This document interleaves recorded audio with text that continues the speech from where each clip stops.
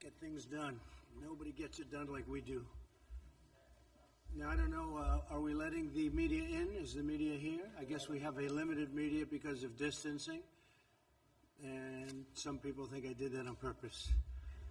But we've been getting along with them reasonably well lately. I just want to thank you all for coming back, because you came back. This is a Republican group, largely, if not in all cases.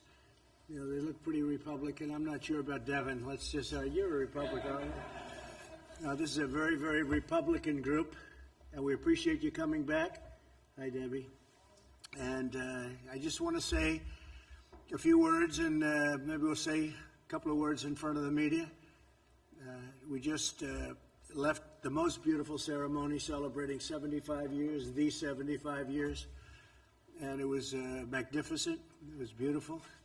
It was windy and beautiful, and we have a great country, and we're rebuilding our country. We had the greatest economy in the history of the world. No country had anywhere near us, and we had the best we've ever had, but we've had the best ever in the world. China is a very good competitor, but we were doing much better than China, and that's before COVID, before this plague came in. We were doing much, much better than anybody, best we've ever done, and we had to close it down. It was an artificial closing. We had to just close it down. Never happened. A thing like that never happened before. We did the right thing. It's horrible what's happened. It should have been stopped. It should have been stopped where it came from, which was China. It could have been stopped easily and quickly, and for some reason they were unable to do it. I think they tried, but it got away from them, I guess. But it's a shame, and so many hundreds of thousands of people around the world have been killed, 184 countries. But we're going to build our country back, and we're going to build it back fast. This group of people, we all did it before, and we'll do it again. We created something that has never been seen before. And if you are somebody that likes history, and I think everyone in this room likes history, you wouldn't be doing what you're doing. You would see that, and you would remember that this was the year that China was going to overtake us in the economy. If you go back 2 months, you would see that they weren't anywhere close, that we were going to be there many years of if the right person sits in this seat, it'll never happen. If the wrong person sits in this seat, it'll happen in a period of a few years or less. It can happen almost immediately. So we are in a position where we have to start all over again, and we will start all over again, and we'll build something that was even better than we had before, recognizing that so many people have died. So many people have died. That's the one thing we can't do anything about, unfortunately. What I can say is if we did it the different way, if we went herd, if we just said, let's wing it, we would have been talking about numbers that would have been unsustainable and unacceptable.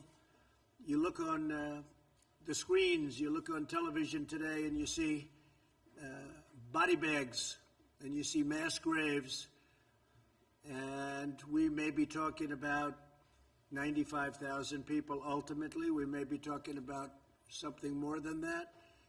But if you take a low number, 1.5 million, so you multiply whatever number we're talking about times 15, it would not be acceptable. It would not. It's not acceptable now. One person isn't acceptable, let alone perhaps 100,000. So we're going to rebuild it. We're going to rebuild it back as fast as we can. I think we're going to have an incredible transition, but transition leads to fourth quarter. Third quarter, I call it transition. We'll start to see it. It's already happening. People want to come back. I think everybody in this room realizes we have to come back. Otherwise, you have a broken country. You'll never be able to do it again. You'll never be able to build this miracle. It's a miracle what we did, what all of us did, and what many people before us did. You'll never be able to build it again. The people want to come back. You see what's going on at state houses all over the country. They want to come back. I think some people don't want it really to come back for political reasons, which is sick.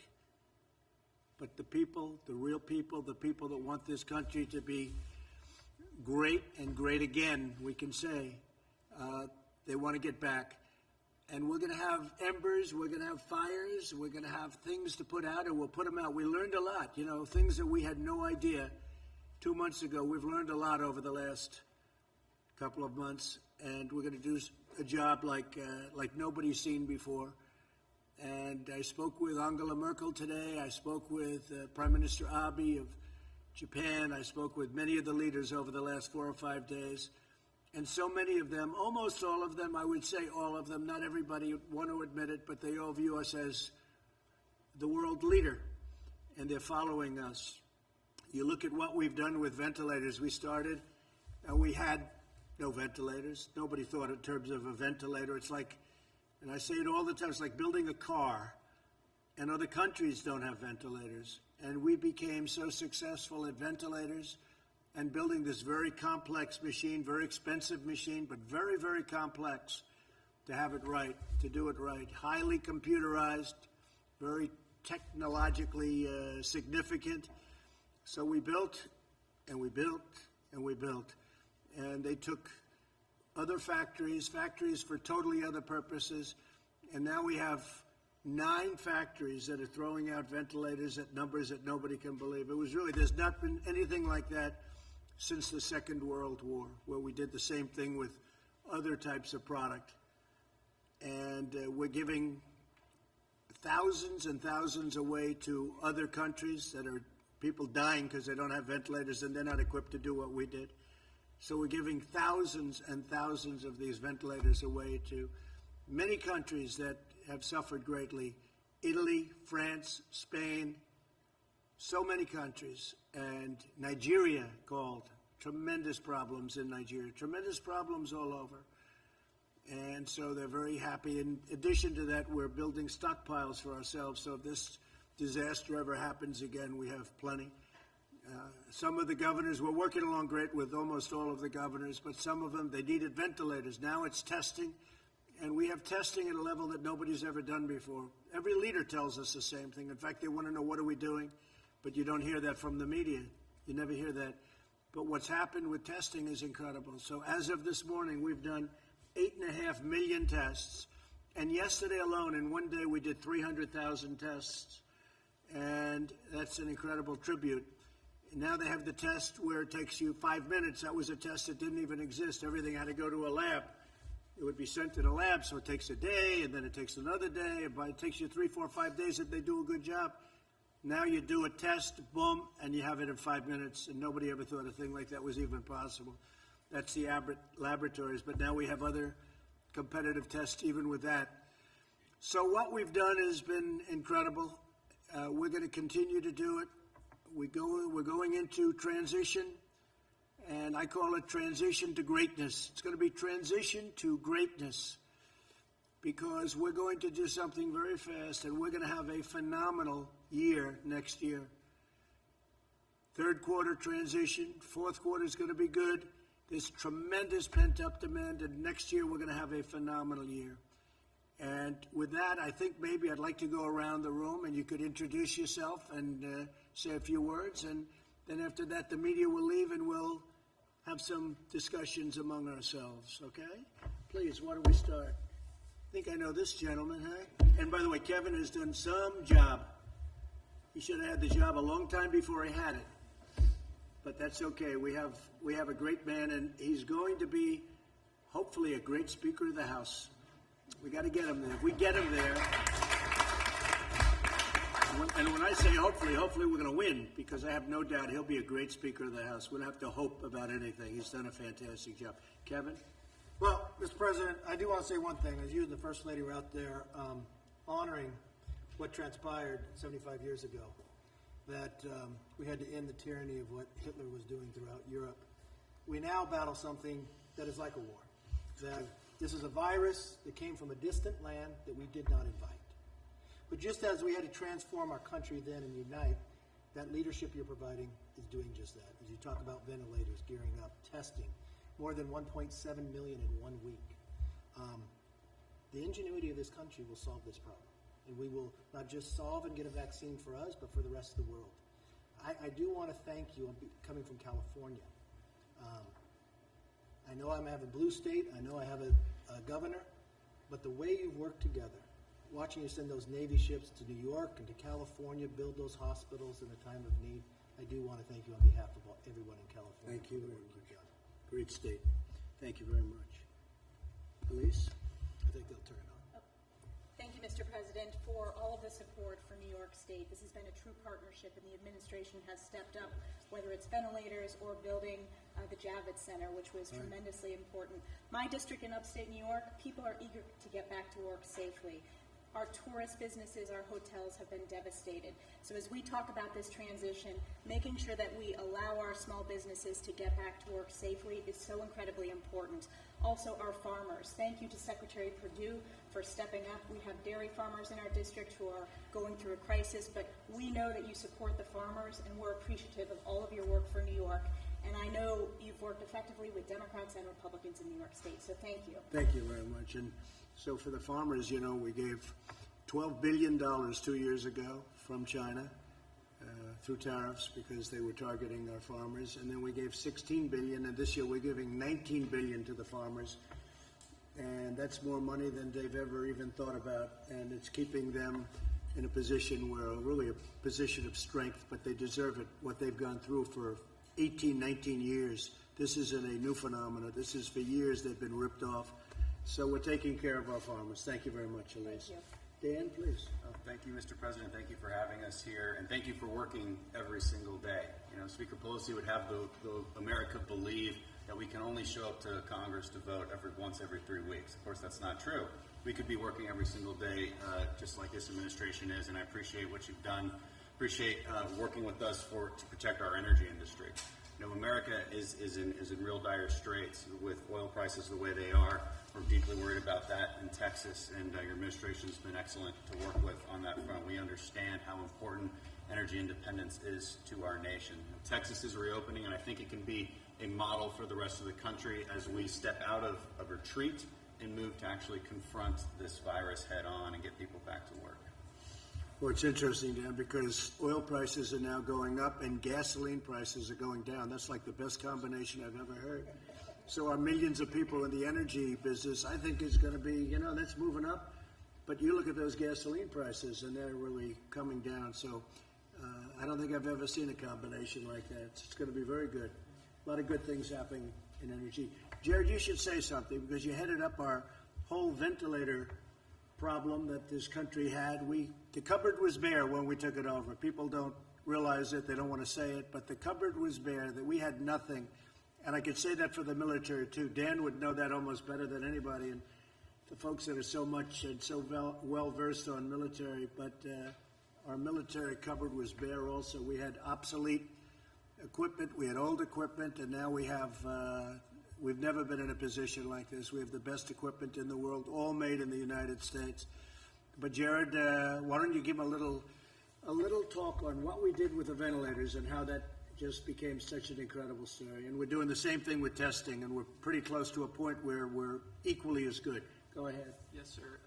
On ventilators now, the good news is that every day the balance that we have in the stockpile that the country has continues to grow. Initially, it was very scary in that we had a lot of states requesting numbers that could not be supplied, and a lot of you were very helpful at getting the local hospitals in your districts to give the actual data to the federal government, because the president wanted to make sure that anybody in this country who needed a ventilator would get a ventilator. He saw what was happening in Italy, where people were dying in hospitals and not able to get the care they needed, and the president said, I don't want that to happen in America. Deploy every resource that we have, get all the intel we have, and let's do our best to try to make it work. And we were able to make it work thanks to your leadership. And then what we were also able to do is use the Defense Production Act at the president's urging, and we were able to contract 11 different ventilator companies. Last year, America made about 30,000 ventilators. This year, we'll make about 150,000 in a 4-month period. And so we're in a place right now where we're doing well. A lot of our allies, the countries that are friendly with America, are starting to get ventilators from us, and we have more than enough to take care of all the American citizens. So it's been a great success story. And on testing, the numbers continue to grow. We have all the supplies that we need to do it. We've now educated all the governors. We have over 5,000 testing machines in the city. We've had the commercial sector through the public-private partnerships that the president had us lead. Those have now identified over 5,000 machines. We've done DPA on swabs, so we're making a ton of swabs. We have reagents. We have transport media. We've been working with all the governors to help them with the National Guard on how to better collect samples. And so we're seeing those numbers starting to really rise. And when you look at the number that America's done relative to any other country, we're 2 to 3 times the next number. So on an absolute basis, the job that you've led on that has been absolutely tremendous, and that's giving the tools to America to start opening up these counties and allowing Americans to get back to work. Thank you, Jared. You've done a great job. Someday people are going to appreciate us. They say, oh, he's a relation. Well, he's a relation. If he wasn't a good relation, I'd get him out of here so fast. Sometimes we have a problem, Louis. I say, get Jared on it. Great job, Jared. Smart guy. So here's another smart guy. So Devin, I thought about Devin more over the last couple of days than anybody else, because this guy would come in and he'd tell people what was going on, and nobody believed it because it was not believable. It wasn't true that they would be doing a takeover of a presidency illegally and all of the illegality that was going on. And he was the first one, our superstar Jim, and all of us will admit this guy was just, he wouldn't stop. Devin Nunes, he wouldn't stop. He saw it before anybody, and you deserve a medal. You deserve the equivalent of Pulitzer Prizes. They ought to take the Pulitzer Prize away from all of these phony journalists that got a Pulitzer Prize, and they were wrong. They were wrong on everything, and now they've been proven wrong. I saw where Clapper, not a smart guy. How do you have not a smart person heading up intelligence? How does that work, right? You have a man who is not smart, and he heads up intelligence, and that's possibly what happened. They ran away with it, but he knew what was going on, and I'd watch him on television. He'd say the worst things. And now I know why Shifty Schiff, dishonest, corrupt politician, why this guy didn't want these papers exposed. Because all these people said under oath, where they go to jail if they lie, they were totally, no, I didn't see any collusion with Russia. I saw nothing. No, I said, but he was on television before and after saying there was massive collusion, like Putin was my best friend. We had no calls to Russia. We had no calls from Russia for years. And all of a sudden, we have this great friendship. And by the way, getting along with Russia is a great thing. Getting along with Putin and Russia is a great thing. And stuff like this makes it impossible. And that leads to very bad things, very bad things. But I have to say that Devin was incredible. He understood it. He understood that it was a hoax before anybody else knew what was happening. And then I have to say, the people in this room took over and did a hell of a job with you, right? They had guts. They had guts like nobody's ever seen before. I want to thank you on behalf of our country, and I'd like to have you say a few words. Well, thank you, Mr. President. And it's unfortunate what you had to live through for the last 4 years. Yeah. From your campaign to your presidency, and I appreciate your kind words, and for all the folks in here who worked so hard getting to the bottom of the Russia hoax situation. Let me just talk a little bit about the situation our country's in now. I know you're well aware. We've had 6-7 weeks here of keeping people inside their homes. We've learned a lot about this virus. There's still a lot more we need to learn. We need to learn what our friends over in Asia were doing at the time that this virus was taking off, and the issues with the World Health Organization. And I believe with your new pick, with John Ratcliffe, member of the House Intelligence Committee, member from Texas, he's going to do a great job getting to the bottom of this, and I think leading the intelligence agencies through what have been some pretty dark times over the last few years. And I think we should say Rick Grinnell has done a great job, too. In fact, John Ratcliffe called up 2 days ago. He said, I'm really looking forward to this, but I don't know if I can top the guy we have in there right now. And he's going to do a phenomenal job, but Rick Grinnell has been incredible. Before that, we had an empty seat. But Rick Grinnell, what he's done, even Louis would admit that. And I saw Rick yesterday walking in with thousands of pages of paper into the Justice Department. We didn't see that before, did we, Louis? Huh? Rick Grinnell did a great job, and John is going to be phenomenal. Well, Please. Mr. President, what we expect and the American people expect is transparency from our law enforcement agencies, and I think we're well on our way to getting that. I want to also thank you for bringing us back here to show the American people that we can be here and do our work. The Democrats are cowering at home right now, and it makes no sense because we've learned so much. I can understand for the first few weeks, but we're learning. We have ventilators. We're learning new ways how to treat this virus. And if we're expecting, as you know, you've been in my district. It's the San Joaquin Valley of California, heavy agricultural area. My folks have been going to work.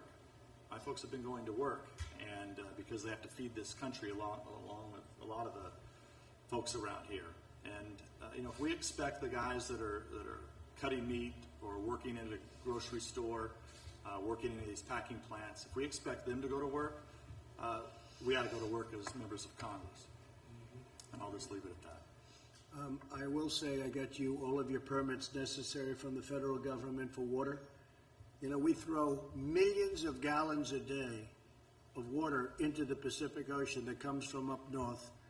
And when I saw Devon, I say, how come those fields are all barren? They're beautiful land, all barren, brown. And then they'll have a little patch like this, a little patch in a corner or a little patch on one side. And it's beautiful green. You could see it was so. And I said, how come so much of it, 90%, 95%, it looks like a desert? And you have this. He said, we don't have water. I said, you mean you have a drought? This was a long time ago we met, right? Right at the beginning, before I got elected. And I said, you mean you have a drought? He said, no, we don't have a drought. We send millions of gallons of water out to the ocean to protect a very, I never say anything's unimportant. I think everything's important. To protect, go ahead, what's the name?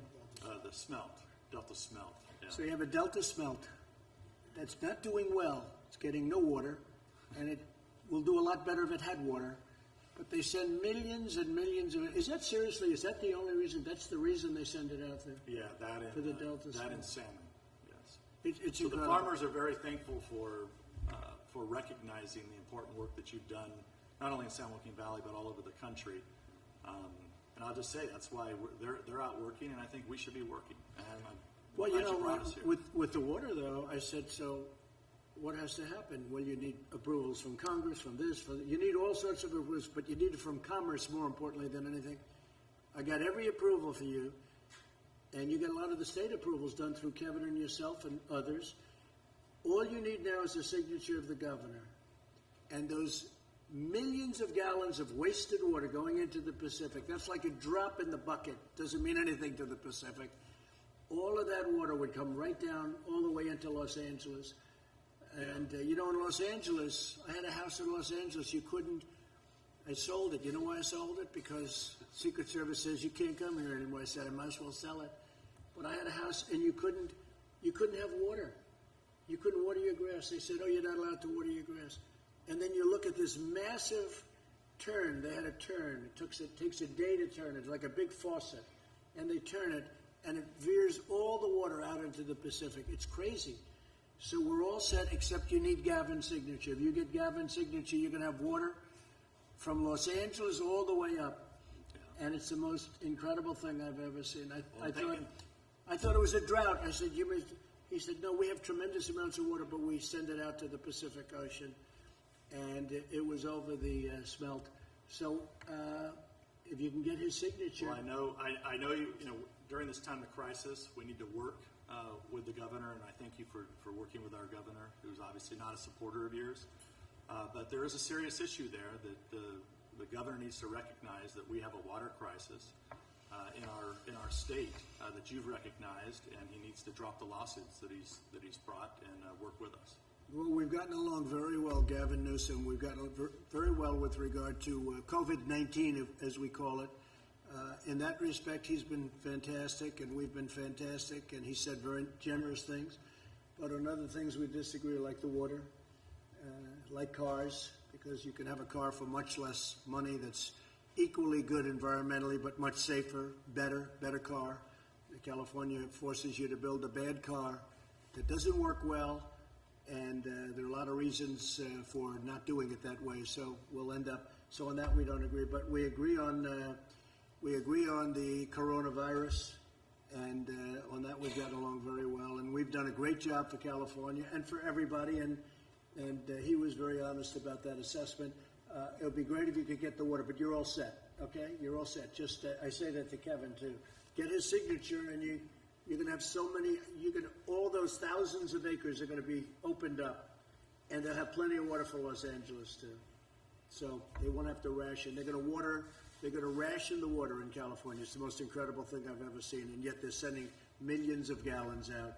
So thank you very much. But thank you very much for the job you've done. Appreciate it. Thank you, sir. Please.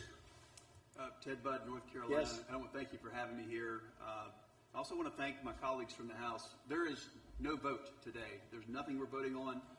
The Speaker Pelosi has not brought us in to do anything meaningful, but we're here to lead by example and to say that we're ready to work. So we need something meaningful to help those back home. In North Carolina, we're very grateful for all the work that you've done here. And again, Secretary Mnuchin, I want to thank you as well for all that you've done. The PPP and the work that you've done for Main Street has helped keep these businesses intact so that we can have this quick recovery. We're ready for Q3. We're ready to get going in North Carolina. We're ready to rebuild. Great job. Thank you. Thank you, Mr. President. Guy Reckenthaler from Pennsylvania. I just want to thank you and the administration for holding China accountable. I think for way too long, no one's held China accountable.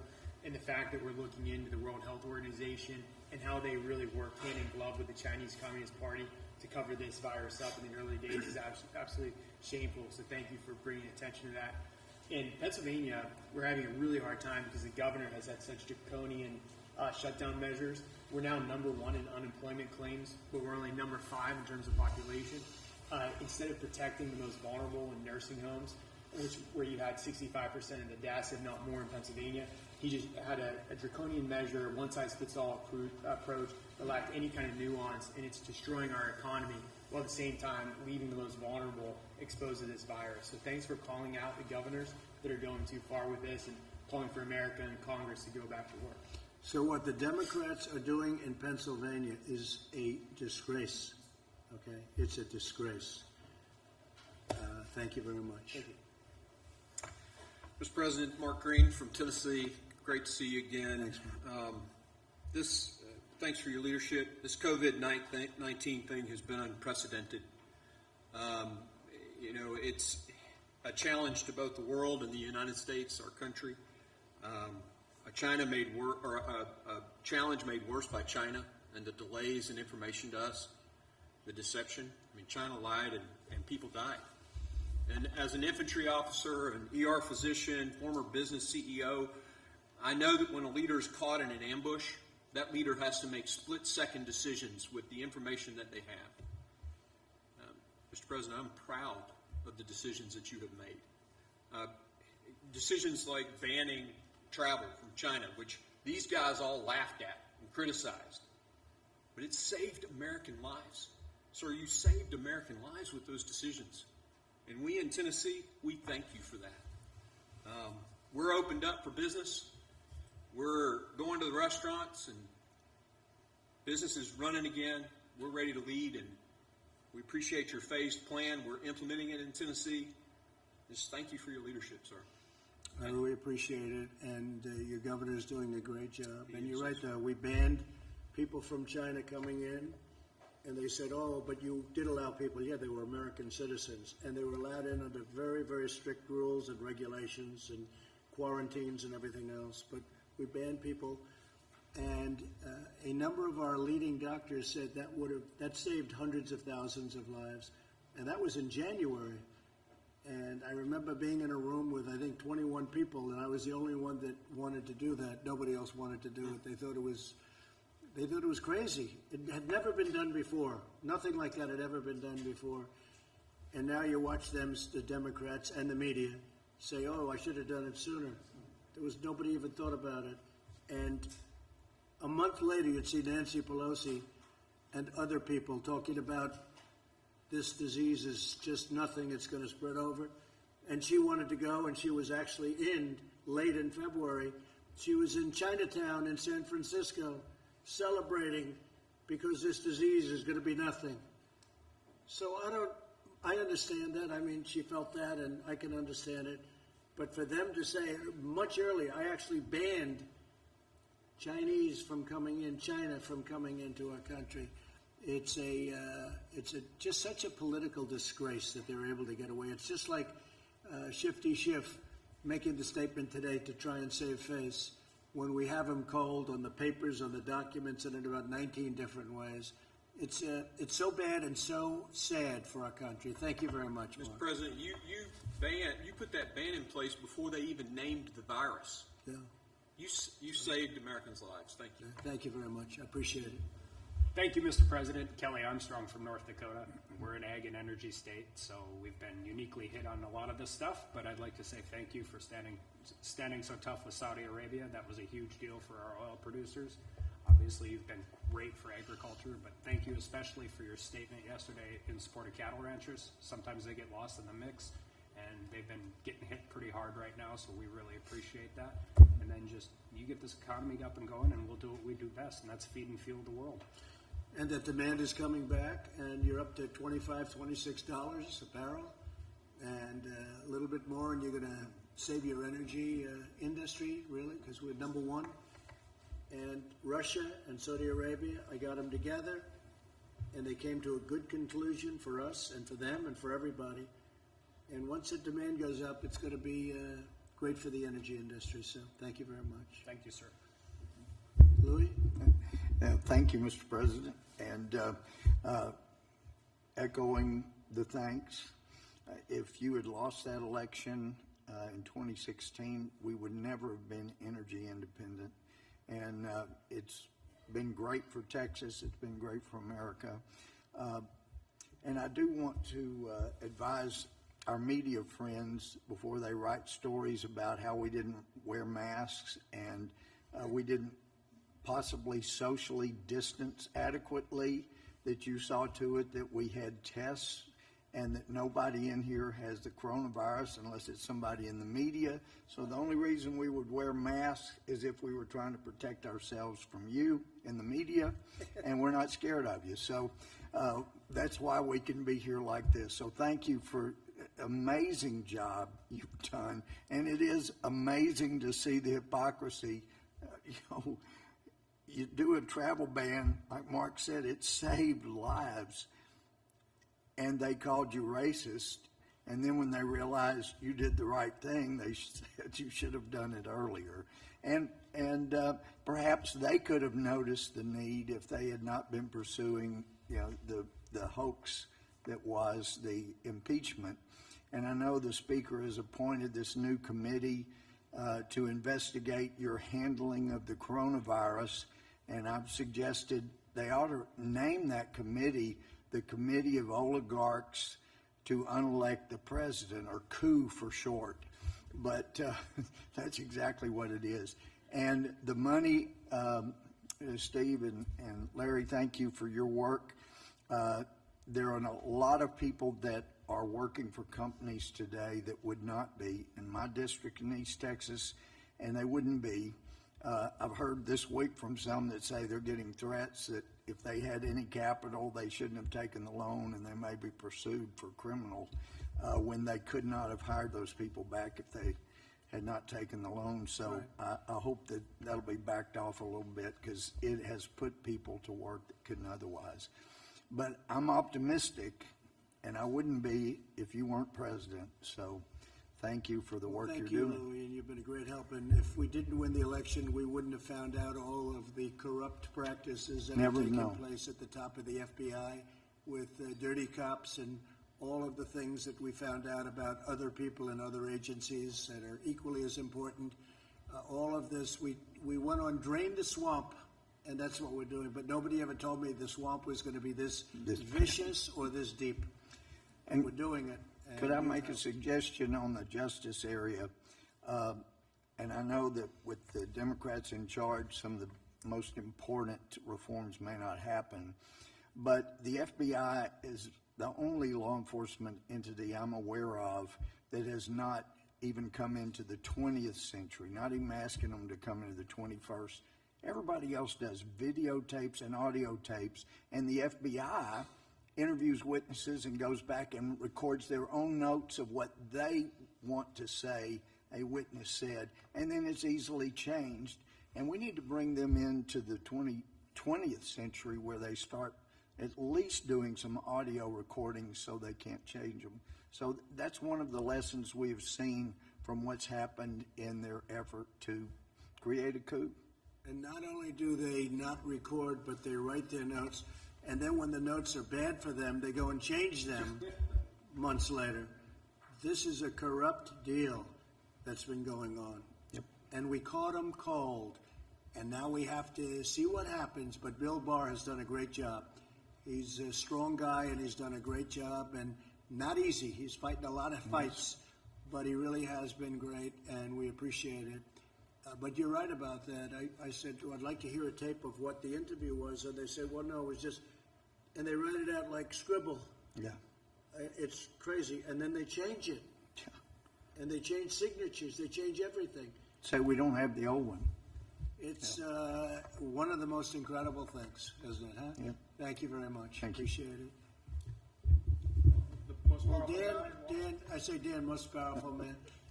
I just want to thank everybody in this room for the past 3.5 years for supporting our president and the administration in everything you've done. This man goes 18, 20 hours a day. As many of you know, he's the most transparent president in history. He's the most accessible, too. There's nobody in this room that can't call or get through to him, mornings, evenings, midday. But we love you all, and thank you so much on behalf of everybody here in the White House for everything that you've done supporting our president. It means the world. Thank you. And what a job he's done, too. Right, Mark? He's been amazing, and he does it himself. I remember when I was running Crooked Hillary, had 28 people. I had Dan, and Dan blew them away. It wasn't even a contest. And we have now, I guess, 6 different sites, platforms, and we have numbers that these people don't have. They don't even come close to it.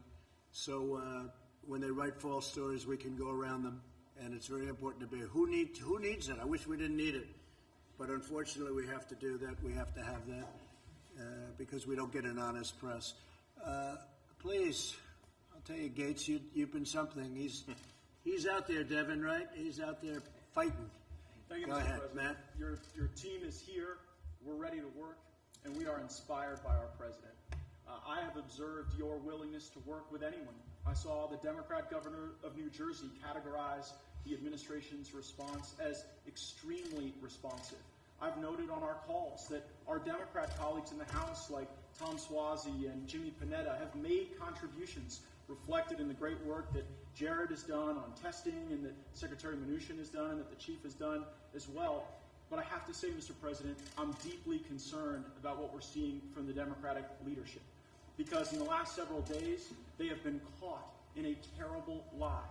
Not only was there no collusion, we now know that the leaders of the Democratic Party knew that there was no collusion at the beginning and willingly lied to the American people anyway. Now we see that they're reverting to their old playbook. As we want to work together to provide provision to our people and take good ideas no matter where they come from. Nancy Pelosi and Chuck Schumer just want to set up new committees to investigate rather than working together. I know that even before being president, you talked about the importance of the president being a great cheerleader for our country and for our economy. I note, and I know in the jobs report today, we can see that even the people who have been furloughed or who are on unemployment now, they're optimistic that this is the team that will bring America back. What advice would you give us to try to have our Democrat leadership behave more like the governors you've worked with and some of the rank-and-file colleagues who've made helpful suggestions rather than just reverting to their hatred and their lies to cover their tracks for their last set of lies? I think they've been doing it so long and gotten away with it for so long prior to us, and they had that 8 years, the Obama 8 years, that have been absolutely terrible if you look at the Justice Department and what's taken place. You look at the FBI and what's taken place. And frankly, prior to that, a lot of bad things went on. all we can do is keep winning, and if we keep winning, eventually they're going to come around one way or the other. May not be in that form, may not be them, because I'm not sure that you can do that with them. Tremendous dishonesty from Schiff and from others. And they know what's going on. They know these are not stupid people.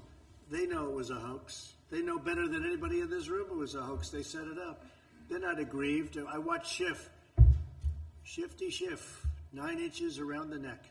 And I watched this guy, uses the world's smallest collar, right? But I watched him, I guess this morning, talking about, he acts so aggrieved, so aggrieved. He knows he got caught. And not only caught, if he weren't in the halls of Congress, he'd be in jail because he made up phony stories and phony speeches and phony everything was phony. He's a sick man. He's really a sick man. He's a corrupt politician. So I wouldn't count on somebody like him. But I think overall we have some really good support. I've had great support from Democrat governors. I would say almost all. And in some cases, look, Andrew Cuomo the other day said that we have done a phenomenal job. That's a nice statement. Phenomenal. That's a good word. It's true. But we've had great support. And Gavin Newsom, the same thing. He said something, the equivalent of that. So we can work with them. But I think this group is perhaps beyond repair. They're sick. There's something wrong with them. Mark, please. Well, Mr. President, I know I speak for you, but I just want to thank all of you for setting the example and coming back to Washington, D.C. It's time that we send a message to the American people that we're open for business, we're ready to get back, and we're ready to support a president who has been willing to take the bold moves each and every day to make sure that America's first. So thank you for allowing me to serve, and thank all of you. Well, before I introduce Jim, I have to say, so we had all of the great NCAA teams here just prior to COVID. Otherwise, they wouldn't have been able to come. But we had all of the teams, and one of the teams was the top wrestlers in the country, all the champions, NCAA wrestlers. And I saw him, and I immediately knew it was a wrestler. I could see there was a little action going on with those ears, and the muscles were coming out of the shirts, and I could see by the jawline. And I walked up with Jim Jordan, and they didn't give a damn about the president. They said, that's Jim Jordan. You don't know what a great wrestler, NCAA champion and a great wrestler. And they saw him, those wrestlers saw this guy, and they said, sorry, President, I got to say hello to him first, right? So Jim Jordan, and he's a champ. He's a winner. He knows how to win. Thank you, Mr. President. The exact same time that we learned what we did about General Flynn, the exact same time we learned that there was absolutely no basis for the entire Mueller-Russia investigation that the FBI did, that very time, Nancy Pelosi sets up a select committee to come after you again. And so we just need to understand, guys, that they're never going to stop. But in spite of that relentless attack we've seen from them, Mr. President, we appreciate your leadership. We appreciate your entire team's leadership, getting things done for the American people. And I think, as Dan said, I appreciate your work ethic. I know how hard you work for the American people. I mean, I know how hard Meadows works. He used to return my calls all the time. Now I know he's working 15 hours, 18 hours a day, and you're working even more. So thank you for doing all. The people in the 4th District of Ohio appreciate it. The people around the country appreciate it. And we just need to keep it up, and we'll have the Great American Comeback happening real soon. Great. And you're right, Jim. I looked at this. I didn't even know anything about it. I see she's setting up an oversight committee, and I'm getting called by other countries saying what a great job we're doing. Could we have some help, sir, with testing? Your tests are better than our tests. They're the best tests in the world. We have the best tests in the world. We're the most tests in the world. Could we get ventilators? Is there any way our people are dying? Could we get ventilators? Everything. And they set up an oversight committee about the job we're doing. When she, a month later, was in Chinatown dancing, as I said, it's a disgrace. But what's even more of a disgrace is take a look at the people in the committee. They're the greatest Trump haters in history. Maxine Waters, every one of them is people that were screaming impeach before I even announced running. Now, I kid when I say that because they'll say that's not true, but pretty close, pretty close. You know, if I say that, they'll say that's not true. They don't understand sarcasm in the press. But I will say, you look at some of the people in that committee, everyone is a total kill, and it's a disgrace. It's a disgrace that they could do a thing like that. And here we go again. Here we go again. but we beat them, and we've been beating them for a long time, and they cannot accept it. They cannot accept it. That's why it's interesting. I can work with the governors, and we're doing it really well, and they're saying great things about me and the job we're all doing, but you can't work with these people. I think they're stone cold crazy. Anyway, thank you, Jim, very much. Kevin, how about a little recap as to how you think we're going to do in that next year coming up? Sure. Thank you very much, sir, and thank you. I'm humbled that you invited me back to pitch in this crisis, and honored to be here again with you. I think it's fitting that the members of Congress, thank you for coming back, that you would be meeting and working to make the economy better precisely today, which was about the worst jobs report ever.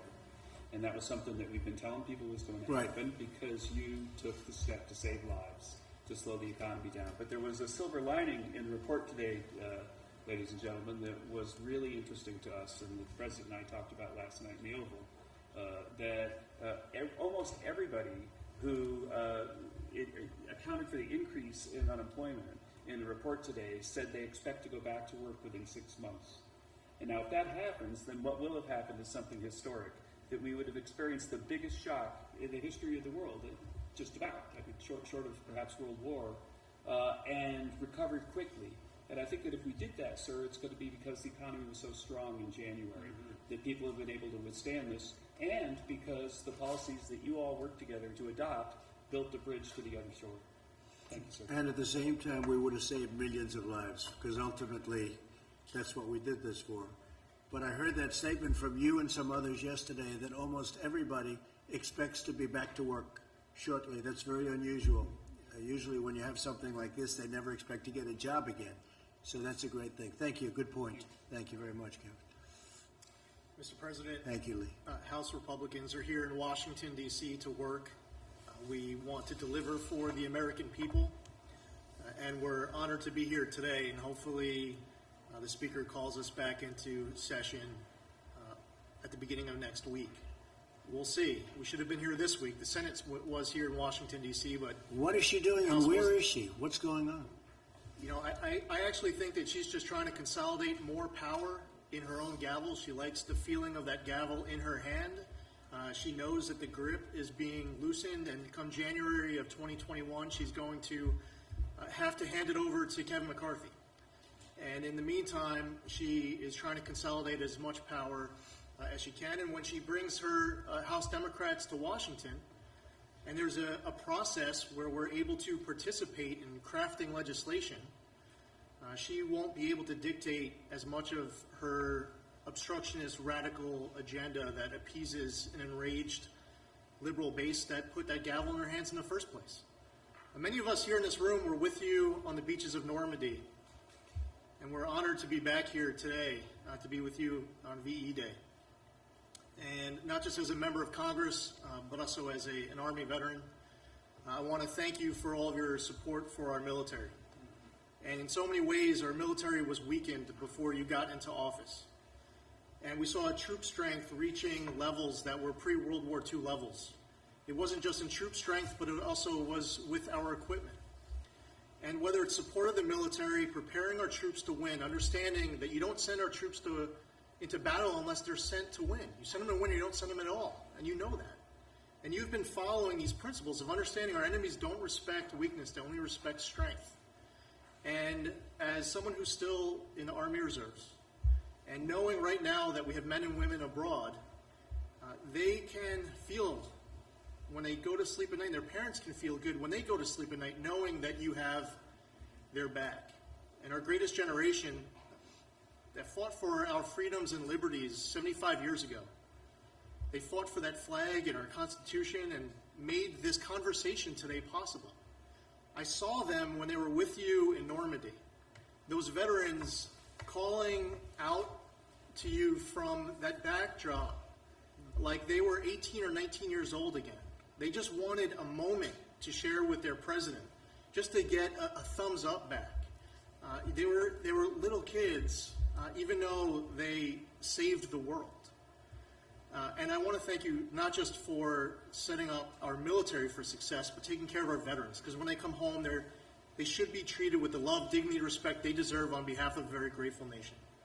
as a New Yorker, I want to say thank you for what was a phenomenal effort to deliver for us during this coronavirus outbreak. Between Suffolk and Nassau County, we had well over, as of right now, over 70,000 positive cases of coronavirus. Between the Comfort, the Javits Center, field hospitals, Army medics, when New York State asked you for public testing, immediately approved. They asked for private lab testing, immediately approved. They asked for semi-automated testing, immediately approved. I remember getting on the phone with Mark Meadows. We needed ventilators. The 4,000 ventilators show up within 48 hours. I remember getting on the phone late, it was 10, 11 o'clock at night on a Saturday with Jared. And we're talking about how the stockpile in Suffolk County was out of regular-sized N95 masks. The next day, you're here in the White House talking about how you're sending hundreds of thousands of N95 masks, and they arrive within the next 48 hours. And 250,000 surgical masks show up instantly.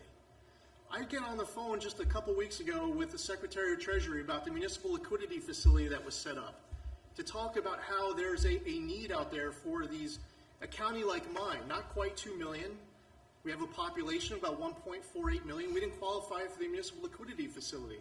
Secretary Mnuchin, the night of getting the last bill passed, he is on the phone and he's working to take care of our issues. So with what Jared has done, and Admiral Polacek and Avi Berkowitz and others who were involved in that effort on the PPE, I want to say thank you. The Boeing Dreamliner is bringing PPE in right now that Suffolk ordered, and it's just a huge help. And the last thing I would say is this, and I stated the point about not just as a member of Congress, but also as a military veteran, thank you. I'll also say as a Jewish veteran, what happened to me when I was with you on Normandy, and many others who support you. And it happened again this morning when I put out a message about today being the 75th anniversary of VE Day. I got attacked as a Jew for supporting you. And the things that they were saying about you was so highly offensive to me. And there's never been a president ever who's had the back of Jews in this country and around the world like you have. And whether it was moving the embassy in Israel to Jerusalem, and signing the Taylor Force Act into law, and recognizing Israeli sovereignty over the Golan Heights, but most importantly, fighting anti-Semitism here at home.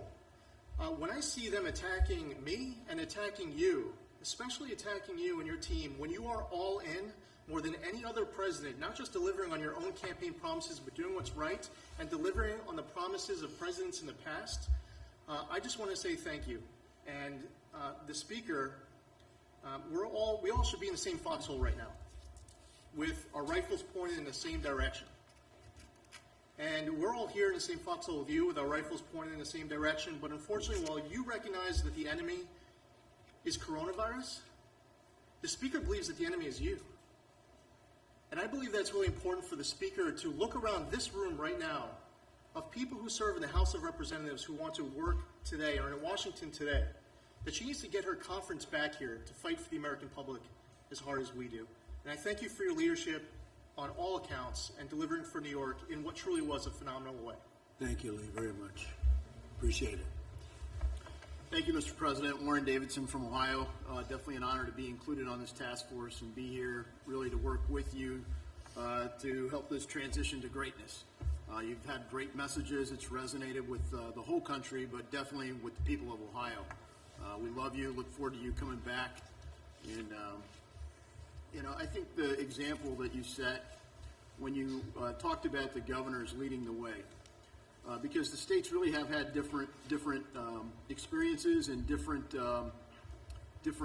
approaches to dealing with this virus, but also a legacy of dealing with problems in a different way. And you see the legacy costs in states like Illinois, where 58% of their budget goes to pensions, and states like Ohio, where we have a rainy day fund and we reformed our pensions and have been responsible with our spending. That approach is important. It's important in the way that that Attorney General Barr has recognized in terms of defending civil liberties. Every single one of us wants to protect public health, and we're all anxious to grow our economy and get it back But we all swore that same oath I swore in the Army to support and defend our Constitution against all enemies, foreign and domestic. So we take that very seriously, and the civil liberties that have been infringed upon, the sense of freedom and the sense of identity as Americans that's under attack in this era, having the Department of Justice say we are going to defend freedom and lead that example is a big deal. And as we confront all these ideas on how to deal with safety, it's important to remember that even the Patriot Act expansion, it was just temporary. It was supposed to expire. And a lot of those same sense of urgency that came in after 9/11 led to the expansion of the FISA and the Patriot Act and the way it was abused against many people and very publicly against you was really just to keep us safe and just for now. But we still haven't really been able to reform FISA. We still have a chance to do that. But the temptation is always, but just to keep us safe. And some of the ideas with privacy, just to keep us safe at the CDC, tracing and quarantining and tracking everybody, it could be just as dangerous. So I think it's good to safeguard against that. And then I think the last thing is we're talking about VE Day. And the last time the planet had this much debt was after World War II, after the United States. So the Fed has been tremendous in trying to provide stability in the face of governments largely closing our economy. So we did owe it to people to try to provide the stability that we did. But most people realize that you can't print an entire year of GDP. So we do have to be cautious about unsettling the monetary system. It's worked great for us since Bretton Woods. We have been the world's reserve currency, and we wouldn't want to give that up by being foolish with the amount of printing we're doing, because it's not being lent. There's no lender. We're not really borrowing it. We're printing it. And that's undermining the value, the full faith and credit of the United States. We have lots of countries doing that around the world, and the dollar still is the strong one. But we should be cautious to think that we can somehow do this in an unlimited way. So thanks for the things you're doing and the leadership you're doing, leading by example, and it's an honor to be part of it. Thank you. Thank you, Warren. Thank you very much.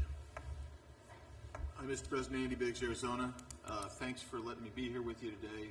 Thanks for coming to Arizona this week, being at Phoenix and Honeywell. Factory converted, doing 10 million N95 masks on a regular basis, and there's going to be 10 more out of their Rhode Island plant.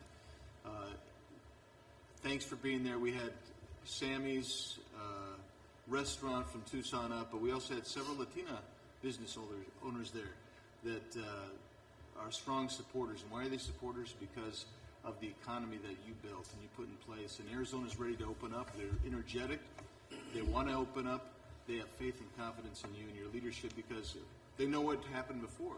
You built a marvelous economy, lower taxes, reduced regulations. That really did a great number for our economy, and that's fantastic. I'll tell you, we are just as frustrated that that Speaker Pelosi won't bring us back to do work that we need to be doing. We need to set the example for the American people that we're ready to be here. If you can go to Starbucks coffee, as Kevin said yesterday, you should be able to come to Congress. So just so you know, the House Freedom Caucus we had a meeting last night. We'll be meeting every day next week here in Washington, D.C. We want Speaker Pelosi to know we're ready to work. We come to work. We represent the people. Thanks for your leadership, Mr. President. It's an honor to be with you. Very much, Andy. Thank you. Mr. President, Andy Barr from Central Kentucky, thanks for your leadership and for inviting us here today. I want to share with you 3 quick stories from my district that illustrate how effective your administration has been in responding to this public health emergency. These stories have not been reported by the press, so I want to direct these stories to the press because they need to know how effective you all have been in responding to us and the American people. First is Dr. Mark Doherty, an epidemiologist at Baptist Lexington, largest private hospital in my district, a nationally known infectious disease expert. He comes to me in March, early in the pandemic, and he says, we can do convalescent plasma therapy. He was one of the first epidemiologists in the country to want to do this. He went to your FDA, sir, and within 4 hours received approval to do convalescent plasma therapy, saved 2 lives on Sunday night. The approval was on Friday. Second, he comes to me and he says, we can save personal protective equipment if we use telemedicine within the hospital. The problem is we need approval from the federal government to do that. So we go to CMS, to Seema Verma, and we say, we can do a Bluetooth stethoscope with an iPad and telemedicine and FaceTime. We don't have to send all of the healthcare workers into the negative pressure room. We can bring modern technology to the fight against COVID. We can protect healthcare workers, and we can conserve critical personal protective equipment. Within days, Seema Verma and her team at CMS responded favorably. That is a nationwide policy change that saves lives for healthcare workers and conserves scarce personal protective equipment. And then the next story is Steve Stone from Nicholasville, Kentucky, works for Sagent Pharmaceuticals. He comes to us and he says there is a critical shortage of the sedative propofol, which is used for COVID patients on ventilators. In New York, by the way, there was a shipment of a month worth of propofol that was held up by the government of Italy. So we got on the phone with Admiral Polachek from on your team on Saturday morning. On Tuesday, he had talked to the State Department and had the Italian government release to New York life-saving propofol for intubated COVID patients in New York City, a month's supply. And that was your administration and Admiral Polachek responding instantly to that request. And then the third story is Secretary Mnuchin and his team, and Mark Meadows. We had a small business owner who was not approved in the first round of PPP because he bought the business after February 15th. But this is a 35-year-old business, a dozen employees, $60,000 a year jobs, a small business publication. We went to Mark Meadows, Secretary Mnuchin, his team, and within days, they changed the guidelines, frequently asked questions, new guidelines. We saved 12 jobs in Lexington, Kentucky because of your decisive action. So, Mr. President, thank you for the effective response to this pandemic and this crisis. Thank you. Thank you very much, Andy. Good afternoon, Mr. President. Scott Perry from Pennsylvania. I want to first thank you for acknowledging those NCAA championship wrestlers from Penn State. Jim Jordan, of course, as you know, is a big fan of those Penn State wrestlers. Mr. President, thank you so much for your bold, visionary, decisive leadership. It has made a huge difference in Pennsylvania, in the district I represent, and across the Keystone State. The PPP in particular saved countless jobs. It has been a lifeline for the small businesses across the country, across our state, and of course running it through the local banks, getting government out of it, letting the banks, our local community banks handle that has been it's because that's who people know. They have a relationship, and the bankers, of course, know them. And so that's worked really well. But I will tell you, in the transition to greatness, what I don't think we did envision is the same bold vision and leadership that you've had in some of our state governors. And right now, just last night, our governor announced that we in Pennsylvania are going to stay locked down until June 4th. Mr. President, our businesses are dying. And I don't know what, well, you know, we shouldn't have to make this choice. We're Americans, and we can do two things at one time. You have proven you can do many things at one time and be effective. We have about 65% of our deaths in Pennsylvania happening at elder care facilities, at assisted living facilities, not in hospitals, but at these elder care facilities. The PPE is going to the hospitals.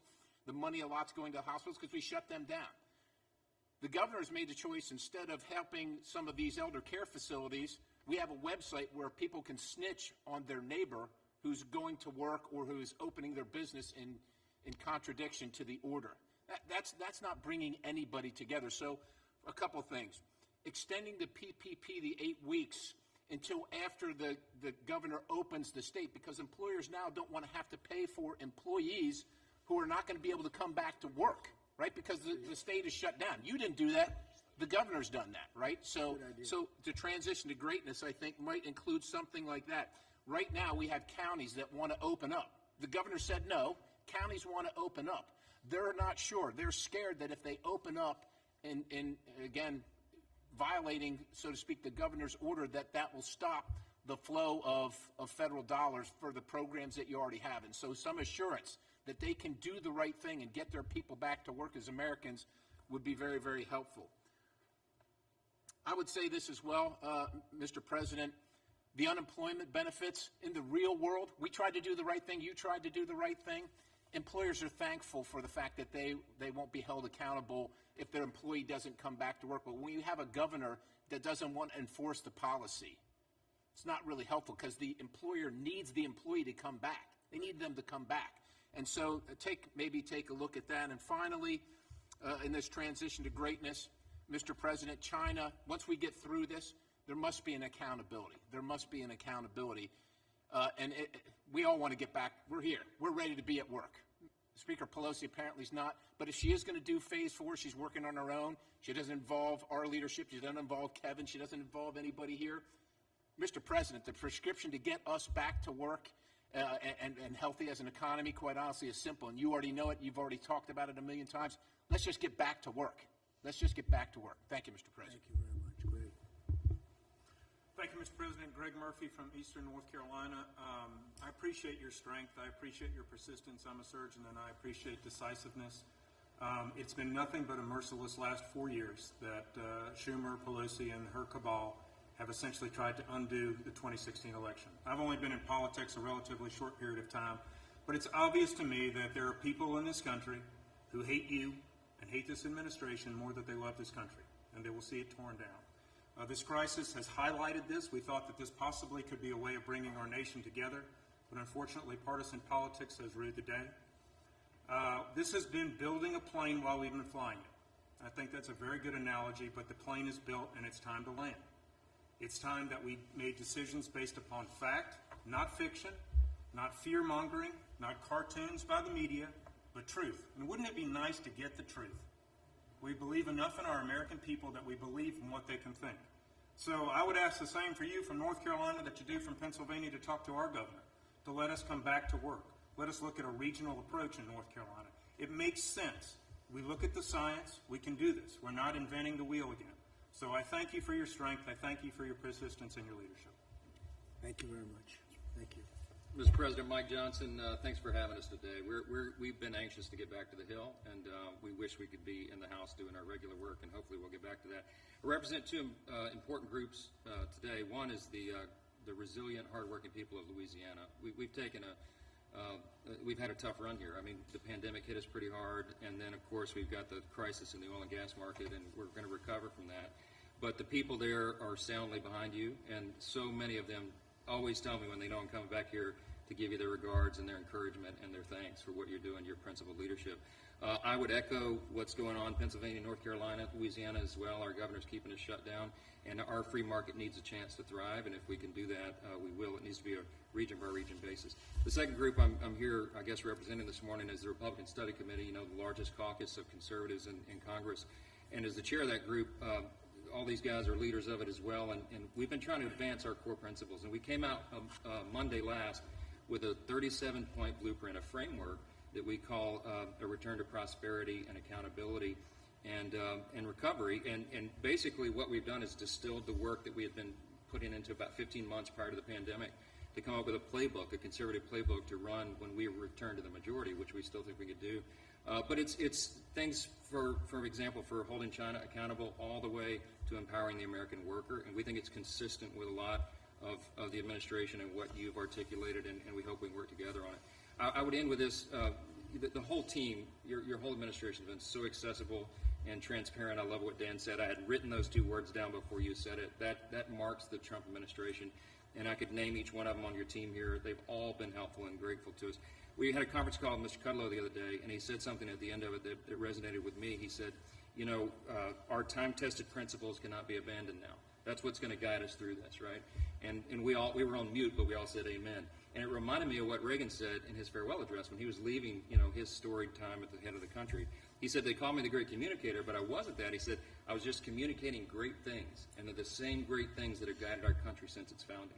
We believe in those time-honored principles. We believe in individual freedom and limited government and fiscal responsibility and free markets and lower taxes and less regulation.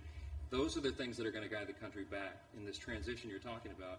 And we're so grateful that you and your team are holding the line on that. We'll be with you. We're your foot soldiers. We're ready to go to work, and we thank you again for all you're doing. Thank you very much. Great. Oops. I want to say thank you again, President Trump, for coming to Arizona, and it was such an honor to be on Air Force One with you. It was my first time, so it was awesome.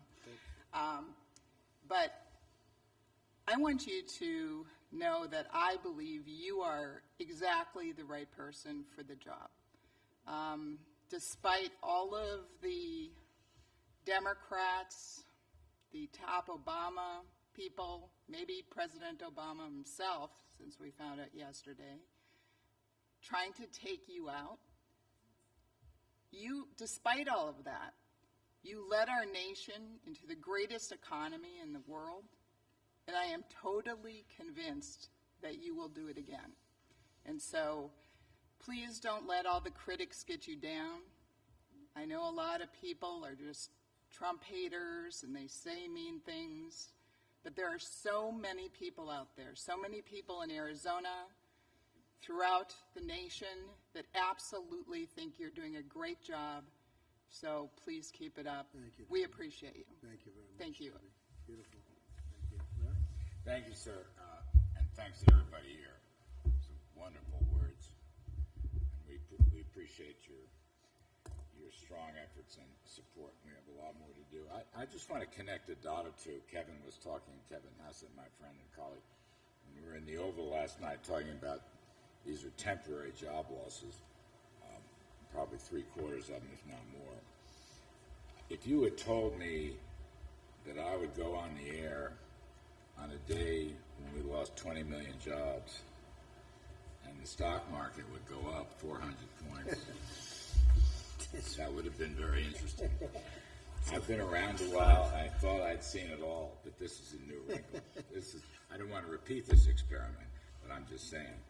And I do think it's because it's temporary. And I do also think the stock market bottomed in March 23rd. I know it fluctuates and so forth, but I think that a lot of the things that Stephen has negotiated, we've heard about the PPP extending it and so forth, I think that's one reason why these are temporary losses and why the market is shrugging them off. And I do want to reiterate, it is very possible that we will get a lot of these jobs back fast. It's very possible, as private surveys and even the CBO, we will have a 20% increase in growth in the second half of this year, as you say, sir, as a transition. And then finally, I want to say that, and I appreciate your comments very much, sir, if we stay to the principles that worked the first 3 years, I mean, through January and February of this year, the economy was growing at 3.1% at an annual rate before the virus hit.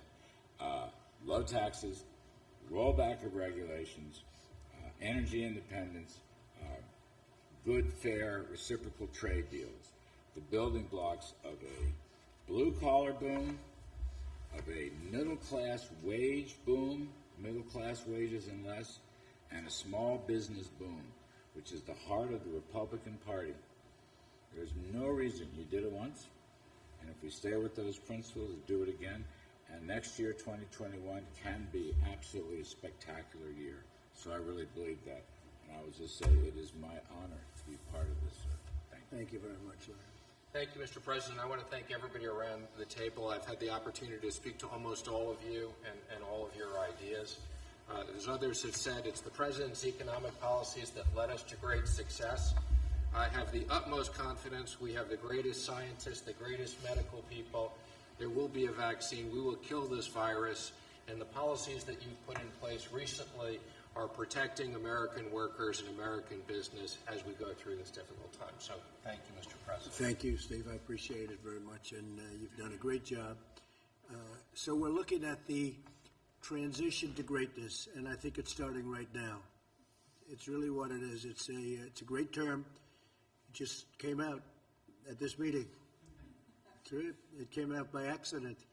It was a statement, and it came out, and you can't get a better one. We can go to Madison Avenue and get the greatest geniuses in the world to come up with the slogan, but that's the slogan we're going to use, transition to greatness, and it's starting right now. And I appreciate everybody we called. We said, can you be here? They hopped in a plane. Is that right, Mark? They hopped in a plane. Not one person turned you down. This was just a quickly set up meeting because the Republicans want to be here. And the Democrats have to come back and they have to get it going. And they're asking for things that they didn't ask for up front, but it's what they wanted.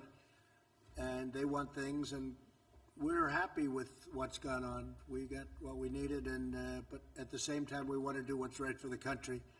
So we'll see what they're looking for, and we're in a position for first time in a little while. You would never put yourself in that position, but we wouldn't agree to what they wanted, and it got sort of delayed, and now they need things, and we can sit back and we're going to watch, and we'll do what's right for the country. But so it's the transition to greatness. That's where we are. That's where it's starting right now. And I appreciate everybody for being here. And we're going to have a little meeting after the media goes. Do you have any questions? Yeah, Mr. John? President, can you bring us up to speed about a member of the Vice President's staff who has now tested positive for coronavirus? This is now the second staffer in the West Wing. Yeah. Well, I don't know much about it. Does anybody want to talk about it? She's a wonderful young woman. Katie, she tested very good for a long period of time, and then all of a sudden today she tested positive. She hasn't come into contact with me. She spent some time with the Vice President. It's, I believe, the press person, right? Say press person. So she tested positive out of the blue. This is why the whole concept of tests aren't necessarily great. The tests are perfect, but something can happen between a test where it's good and then something happens and all of a sudden she was tested very recently and tested negative. And then today, I guess, for some reason, she tested positive. So Mike knows about it, and Mike has done what he has to do. I think he is on an airplane going to some faraway place, but you'll be able to ask him later on. But they've taken all of the necessary precautions. I understand Mike has been tested, Vice President, and he tested negative. Mr. President, but if this can happen here at the White House, two people tested. It can happen anywhere. It can happen. So what? You see where it happens. I'm still confident going back to work then.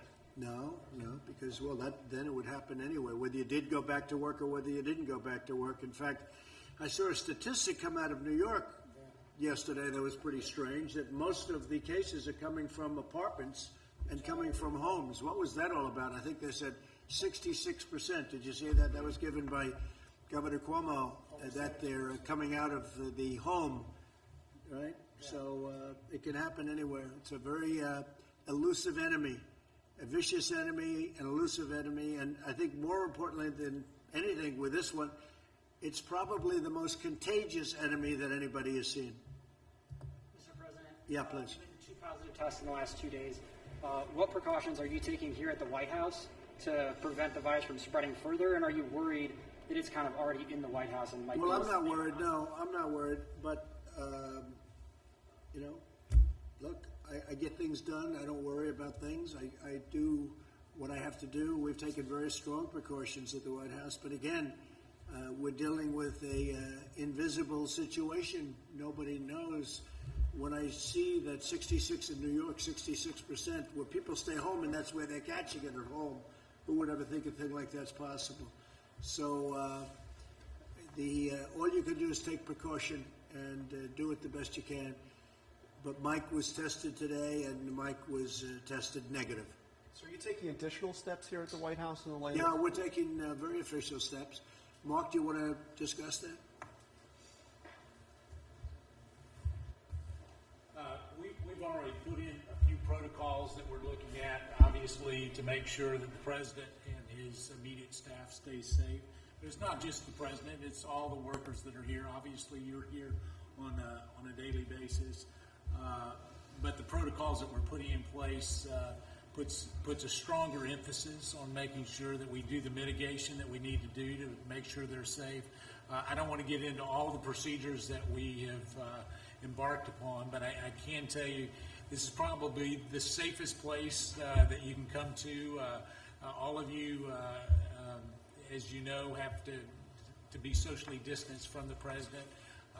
His meetings that he has are done with a social distancing plan in place. Outside of that, we may take some additional precautions as it relates to the Vice President and the President in terms of just making sure that the people that come in contact with both of them are done, that it's done in a way that makes sure that we keep the President safe.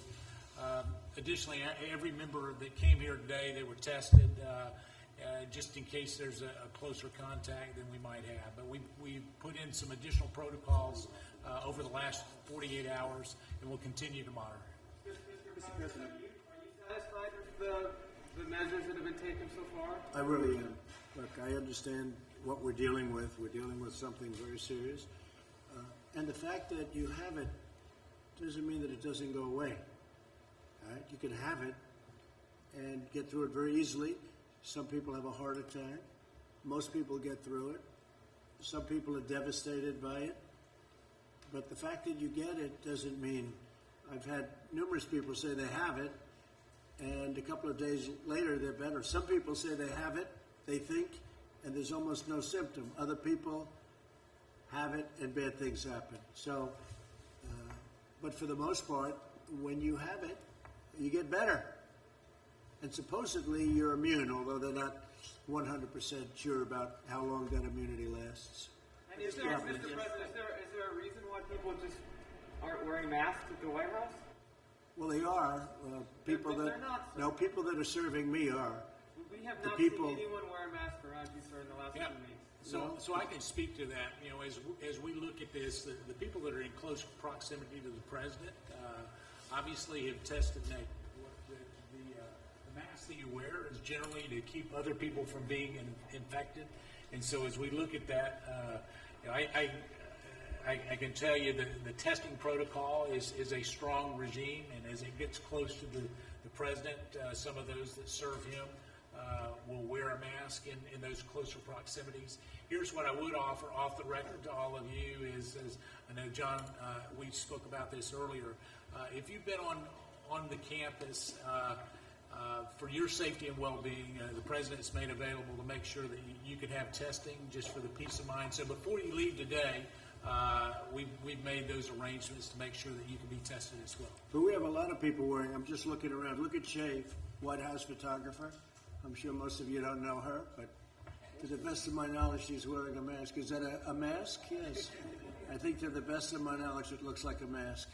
Mr. President, can you clarify the status of the Phase 4 negotiations? Earlier, Larry said that they were being paused and potentially for a couple of weeks. We're in no rush. We're in no rush. The Democrats have to do what they have to do, but I would say we're not looking. We want to see what they have, but I can't say that we're in a rush. We were in a rush to get the money out to people. We have gotten the money out. Some money is stalled because of state machinery. You know, they have old computers, 45-year-old computers. And we said this was going to happen, and I didn't want to do it that way, but the Democrats insisted on going through this particular apparatus for a certain reason, and that money stalled. But that's their fault, and I think they accept responsibility and blame, the Democrats. Mr. President, you said recently that you would, if necessary, be the first person to get a vaccine. How important do you think a vaccine ultimately is? Well, I didn't say I wanted to. That's not a correct statement. I said, you said, would you be? And I said, if it was good for the country, I'd be. And if it was bad for the country, I'll wait to be the last one, or I wouldn't do it at all. No, I was asked whether or not I would do it as the first person. If I thought that was a good thing for the country, I would. I don't, personally, and I have to say, I think we're doing very well on vaccines.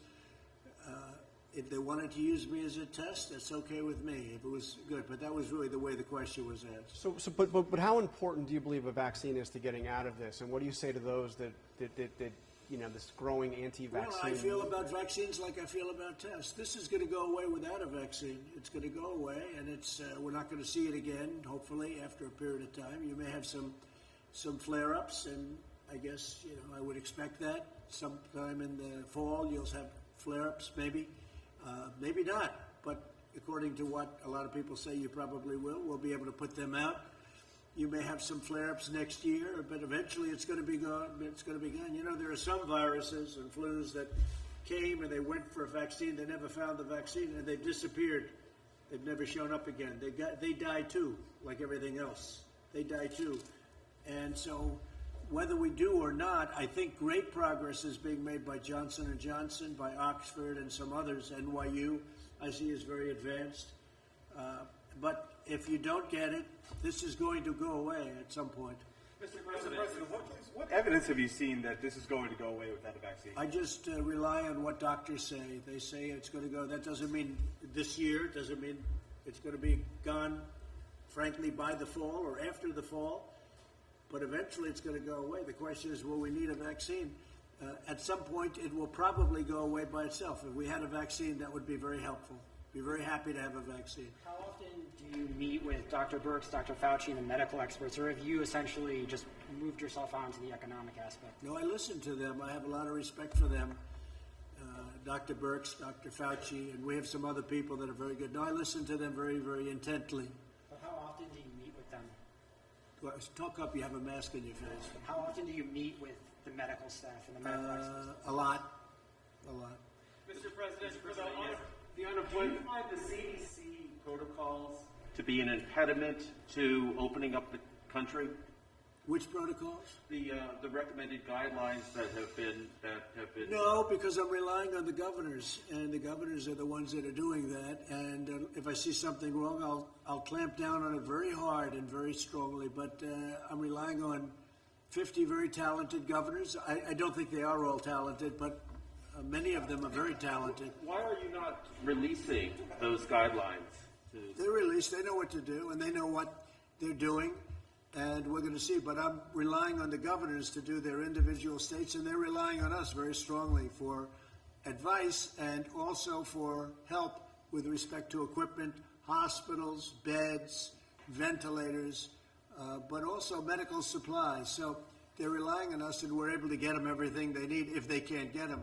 Ideally, they can get it, but much of the things that we're getting and we've gotten for them, we're able to stockpile in their states. So we're sending it around. We're sending more than they need. So if this should happen again, they're going to be ready this time. And what happens, though, if the infections go spike once the government... You have to put out the fires. Then you're going to have to put out the fires, and the governor should be able to do that. Mr. President, you said the third quarter would be a transition and the fourth quarter would be good. Where do you expect to see the unemployment numbers at that time? Well, I think the unemployment numbers are going to go way up, and the statement that Kevin made is incredible. Everybody expects to have a job back very shortly. That's not a normal situation. You go into a bad economy, deep recession or worse. Nobody expects to have a job ever again. Everybody expects, I saw that chart, almost everybody expects that they'll be working again. This was an artificial turning off of a tremendous economy. We did the right thing because we saved millions of lives, probably millions of lives. But this was just all of a sudden one day we had to turn it off. When we turn it back on, which we've just started doing, I think it's going to come back blazing. I think next year has a chance to be one of the best years economically we've ever had because there's tremendous pent-up demand.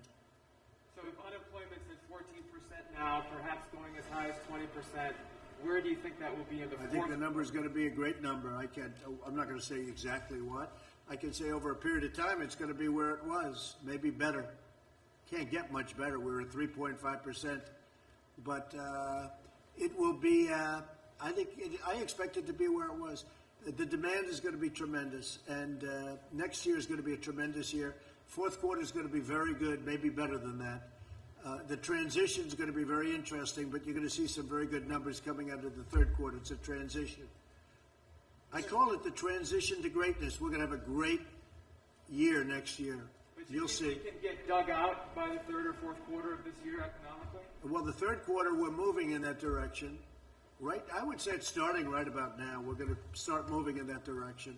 But the third quarter will be, I think it's going to be very good. It's going to be a very good indicator, but it's going to be very good. But it is a transition quarter. The fourth quarter is going to be good. It could be maybe more than good, Kevin. And next year is going to be, I think it's going to be a really powerful year. Economically. Mr. President, Larry said this morning that he expects the May unemployment numbers to also be, problematic, to be very high. What are you and your administration, these lawmakers, what are you all The main numbers, we haven't started coming out of it. And what are you all doing to provide relief to workers over the we're next? doing a lot. Look at all the money. We took $2 trillion and we're spending it all over because we want to have we're throwing money at it. And over the years they've learned that's much better than not doing it. Look at 1928. In 1928, they raised interest rates and they raised taxes. How did that work out? Not too good. Not too good. But if you look at 1928, 1929, the first thing they did was raise taxes, and then they raised interest rates, and they choked everybody to death, and it took 15 years to recover, more than that. So we do it, we're doing it the right way. We have a lot of great students of finance. I'm one of them, and we're throwing money at it.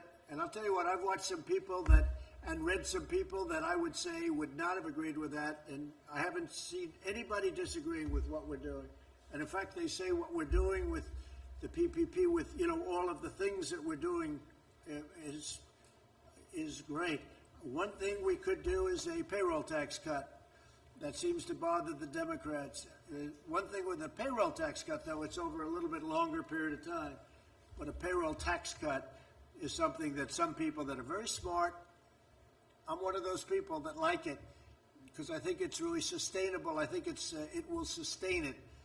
But that's one thing that a lot of people would like to see. Mr. President, you were with seven. Another thing they'd like to see is a capital gains tax cut, meaning no capital gains. Some Republicans are true hardline Republicans around the table. Not all of them. Some people might say, Louis might say, forget it.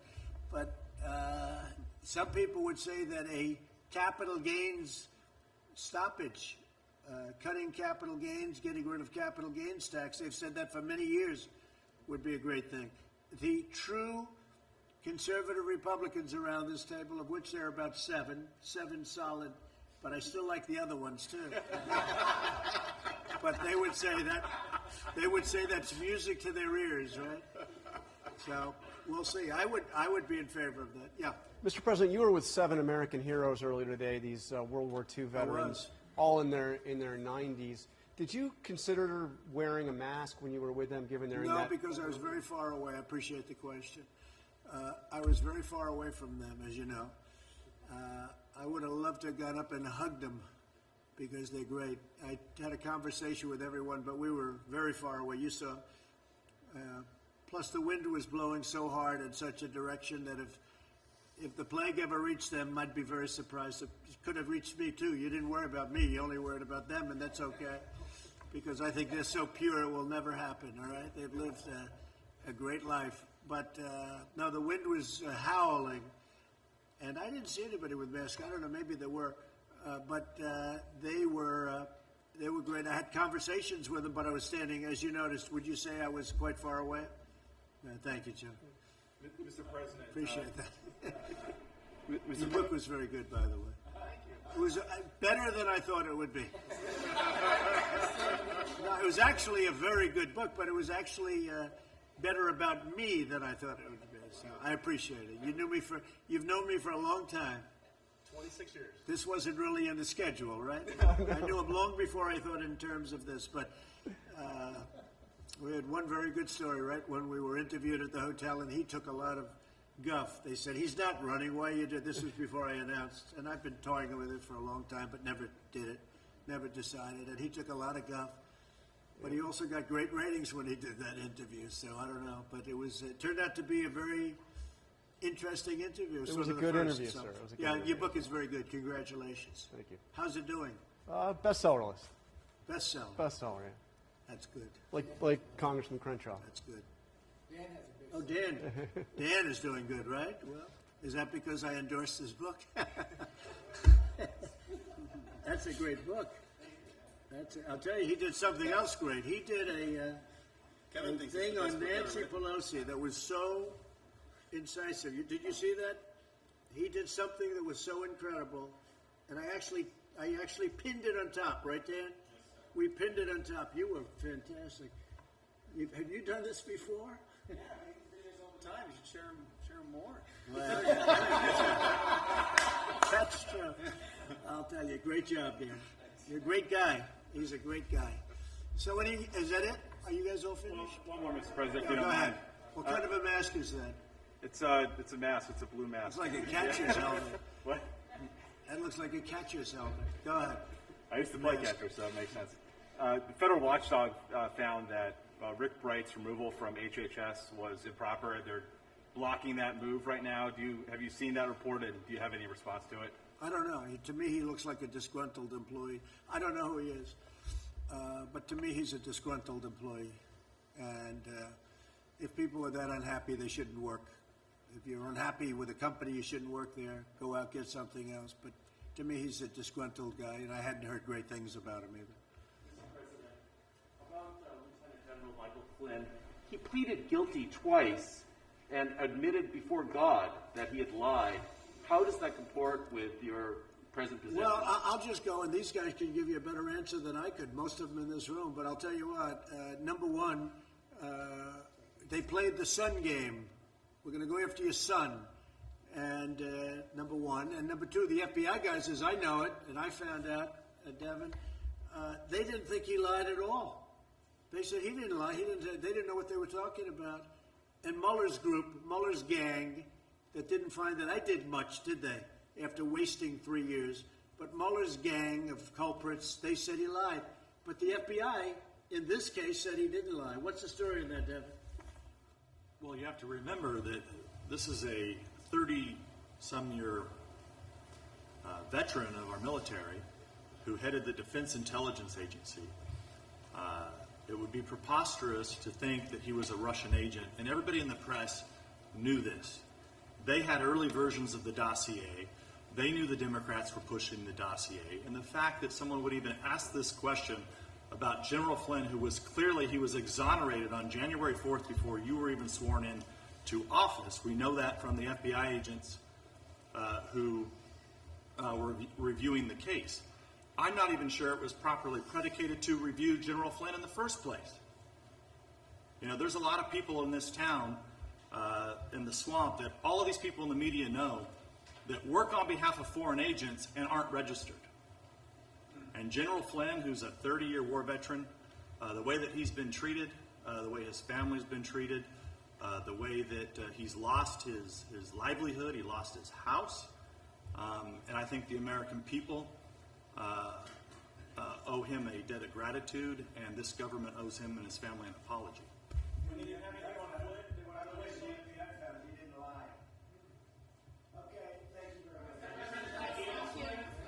Thank you very much. Have you reached out to Michael Flynn at all?